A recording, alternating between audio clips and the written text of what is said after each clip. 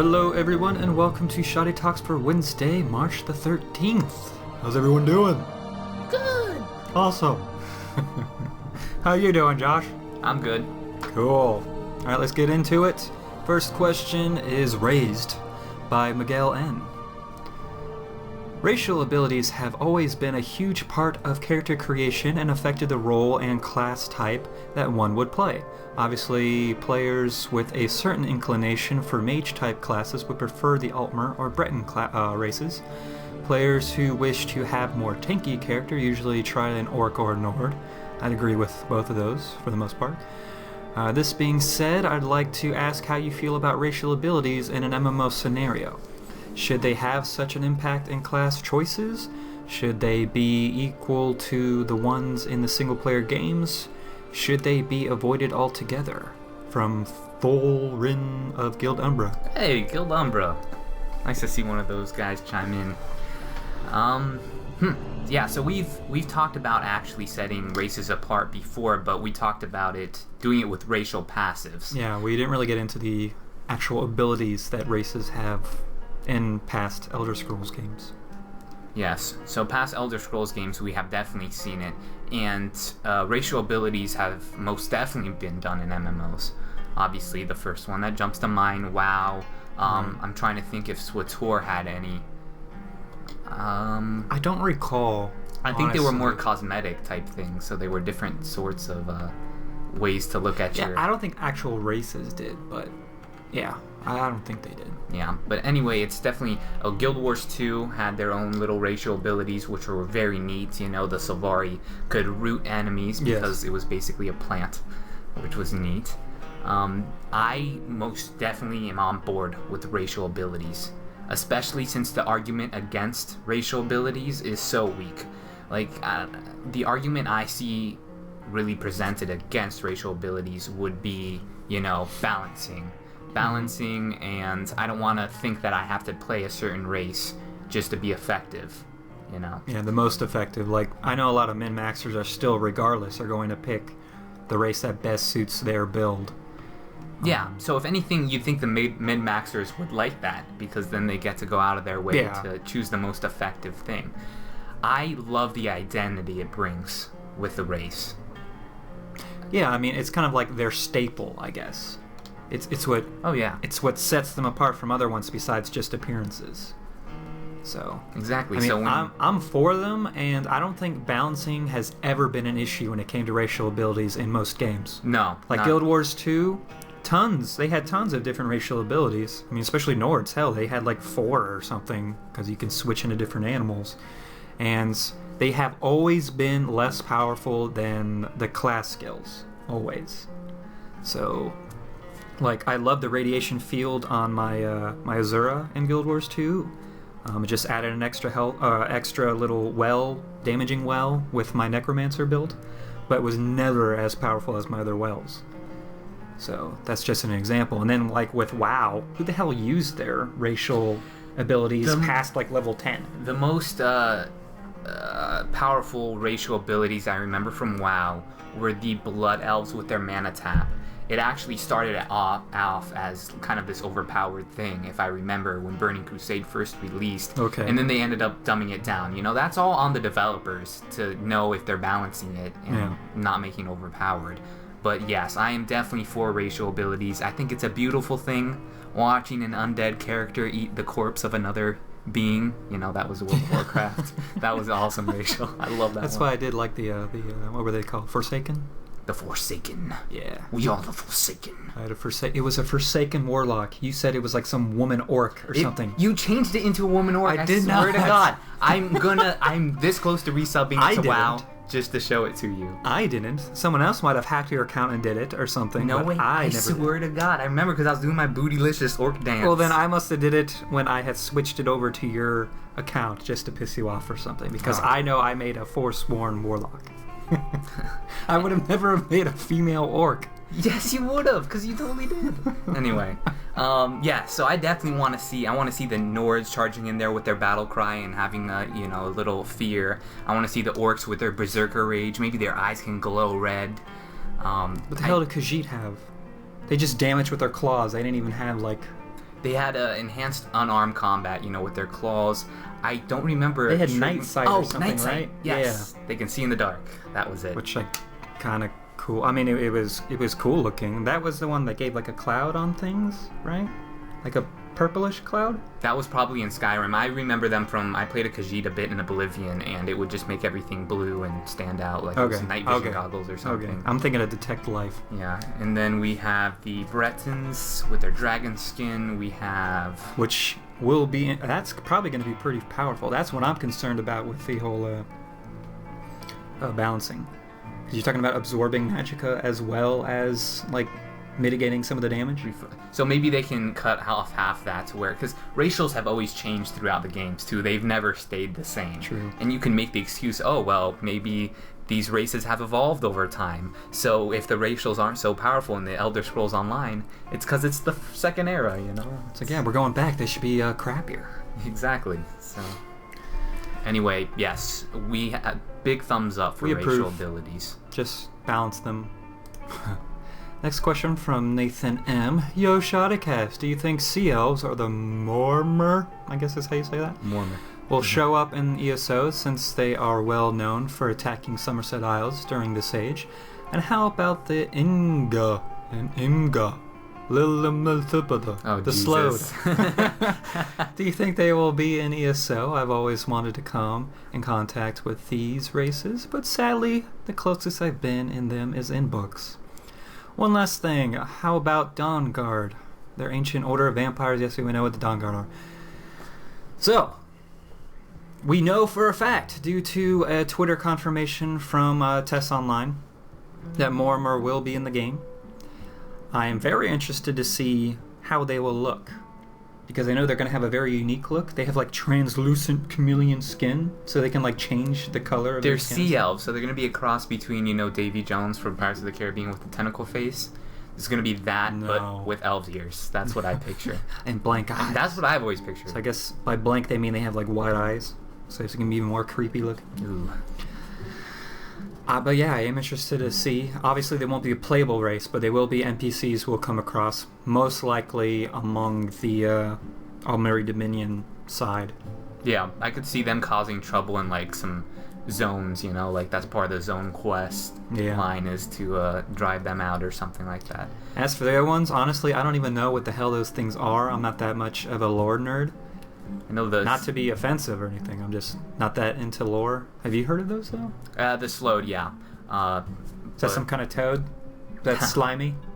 But I don't know. I think they'll definitely go all out with because they've mentioned the fact that they want to bring in all these things that we've only read about in the books and bring them into the Elder Scrolls Online. And I think obviously they want a lot of them to be a surprise, so they haven't confirmed a lot of these things. Yeah, which is a smart move on their part. Yeah. And then with the whole Dawnguard thing, we don't know if they're going to be in there. There may be hints and stuff. There may be books or discussions among NPCs. We probably won't see any of the Dawnguard, but they were created during the Second Era. So if you are interested, I would probably head around the Rift area, around Riften, and just start talking to NPCs. That's where they originated, right? Yeah, someone may happen to talk about them. But obviously you'll have to be Ebonheart Pact to do that. Yeah, I want to go vampire hunting. That was fun in Oblivion too. You had the I think it was called like the Brotherhood of Blood or something like that. Or yeah, just make sure you have a bunch of potions to cure diseases. What's the name of the vampire? Van Helsing? Van Helsing? Yeah, I almost said Van Halen. Van Helsing. I want to live out my Van Helsing fantasy. I kind of like that movie, mainly because of what's her face is in there and she's hot. Yeah, it's been so long, but I do remember enjoying that movie too. Next question from Thomas C. Can you please address if looting of fallen opposing players will be available during PvP encounters? I feel that PvP situation would become much more interesting if players truly had something to lose during PvP combat. No. You won't be able to loot the armor off of your dead. That's not to say that they won't have loot on them. It may be just like computer generated an RNG, random number generator type loot. But as for actually looting that person's armor and losing that if you die, that is not going to happen. They've already confirmed that. That's just one of the situations they didn't want in their game, I guess. Out of the 7 MMOs I have played, I can only remember one where I was looting corpse in PvP. And that was actually back in the old WoW days. And the only things you would loot were like, like PvP type token stuff that you could use to use basically as currency for the PvP gear and stuff. And then also like a couple copper or silver coins or something like that. But yeah, I definitely don't see tearing off the clothes of a victim or anything like that. You don't see that usually in today's MMOs. It was much more of a hardcore type thing when a very small sect of the population played MMOs. But now that it's more mainstream and they are making things more casual, even though we hate that term, but yeah, they're not going to be having you looting people's armor off of them. Hey Kyle, you remember when you died in I knew you were gonna bring the RuneScape thing up. Yes, I remember losing my full rune armor back when that was a big deal. And you quit the game. You were so pissed. I totally quit the game because I had to go back to my poop-looking bronze armor or whatever it was. Yeah, but I like how Thomas says here, too, much more interesting if players truly had something to lose during PvP combat. Well, they'll definitely still have something to lose if we're able to manipulate bodies, which I'm pretty sure we'll be able to do, They have their dignity they could lose, by you kind of doing nasty things to their corpses. So, there you go, Thomas. Oh, wow. All right, start moving on quick here. From our website, Audra. Since the theme is crafting, what are your thoughts on having just 3 main crafting specialties? In other MMOs, they break them down into more subcategories, such as jewel crafting or leatherworking. I can only guess, but the reason most people have voted for blacksmithing in this week's poll is that it covers the most territory, being it contains making other various armors, weapons, jewelry. I personally wonder why, with all the armor making in Elder Scrolls, that they do not have a tailoring system. I too am hoping for dyes in ESO and other ways of making your avatar uniquely your own. Okay, well. WoW introduced transmogrification, there's that word again. And if I remember correctly, Aeon had a way of altering a piece of armor style specifically. Yes, they did. We gamers keep looking for that magical unicorn customization and gaming experience. How would the ShoddyCast breakdown introduce new ways of making crafting fresh and balanced? Do you guys have any customization dreams you would like to see come true in ESO release?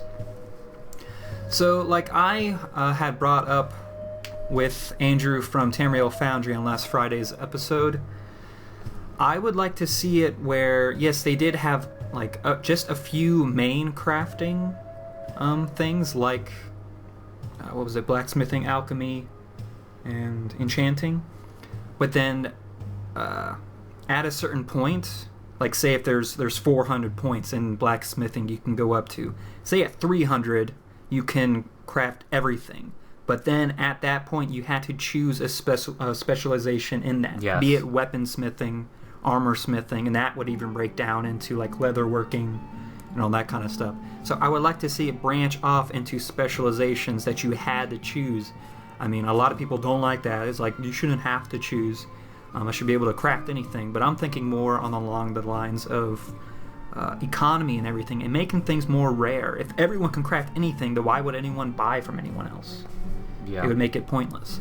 So that's why I would like to see that, and it will also make things a little more simpler when it came to crafting. Yeah, I mean, even from an RP perspective, I'd say it's more friendly, RP friendly, to even go about it that way. Because when you're going down a line, you're like, okay, I'm leveling my blacksmithing. I shouldn't be able to be the jack of all blacksmithing. I can freaking make jewelry, everything, to tailoring a dress, something, Yeah. Like that's just unrealistic. MMO that did the branching thing very well, God, I'm bringing it up again, but WoW did that, where you would start off as a blacksmith, and then once you're at a certain level and you have a good idea, you've made quite a few things, so you have a good idea of what you want to make later on, then it forces you to choose. Do I want to be a weaponsmith or something like that? What I don't want to see is, I don't know, the Guild Wars 2 way of doing it, where they had like so many professions that you had to pick off the bat. Like, they had too many to start with, I felt like. I know I had that kind of overwhelmed feeling with how many professions. They did make it easy to switch between them, but I don't know, I like the whole streamline. Yeah, I thought there was way too many. Yeah, I like it to be more streamlined than that. Alright, so that's pretty much that. And then as far as she's talking about, like, how are we going to get that amazing customization in MMOs, I have been the firm believer that the only way we're going to get the amount of customization we really want from our MMOs is what we've talked about before, opening it up to the modding community with the armors and stuff, and letting them, like, go crazy with armor mods and stuff like that. Like, that's the only way we're going to get this massive array of selection and what we are sporting. And even if that's just a client side, like only you would see that and everyone else would see like a typical piece of armor, I mean, that would still be cool for that person. I mean, obviously they would like to show off their creation maybe, or their favorite armor mod. I think they like to be unique, yeah. They like to set But even if only apart. on their own screen they happen to look the coolest compared to everyone else, I mean, that would still benefit them. But yeah, you wouldn't be able to show it off if it was just client side. But that's just another option they could do if they wanted to allow any mods on there at all. Oh gosh. But not have to, like, put everything into the game on a patch, because that would be a lot of information if they just allowed any mod freaking whatever. But that's just another idea as well with whole modding. So that is going to be it for this Wednesday's Shoddy Talks. Alrighty. This has been the ShoddyCast. Tune in Friday for our next news discussion video. Don't forget to help us out by liking. I have been Josh. And I've been Kyle. We'll catch you later. Bye.